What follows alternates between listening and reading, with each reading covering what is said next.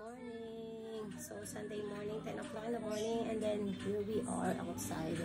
We are going to repot and replant some flowers here in our garden. So join us.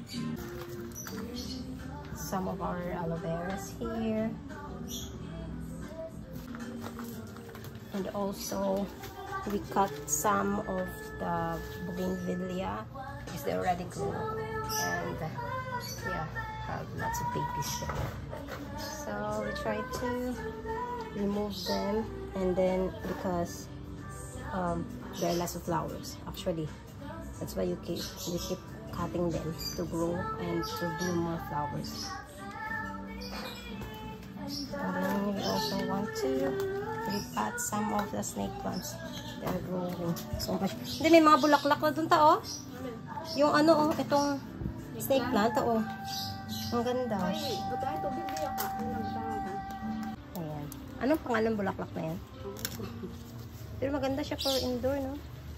Pero parang wala siyang bulaklak. Bulaklak to. Namumulaklak din? Siyempre.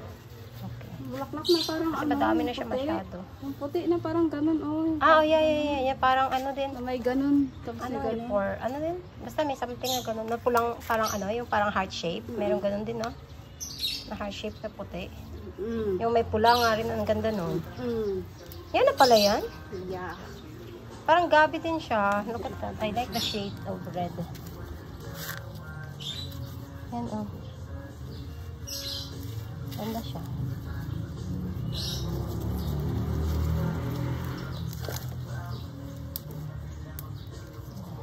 So, madumi ng kamay ko. Ayan, dito din. Ito maganda din siya indoor eh. Itong plant na to. Ayan, tapos nag-replant. Nag-repot din kami na to. No, oregano. Ang babango, promise. So, madami pa dun sa loob. Tapos, itong bougainvillea, meron na siyang ugat. As in, kumakapit na talaga siya sa lupa. Kaya, hindi na siya natutumba. Pero, kailangan pa rin siya ng support. Ang dami na siyang bulaklak. Ganda. Diba? Oh, perfect ng weather. Hindi masyadong mainit ngayon. Ayan, wala si Haring Araw. Ang ganda lang. Diba? And that's it.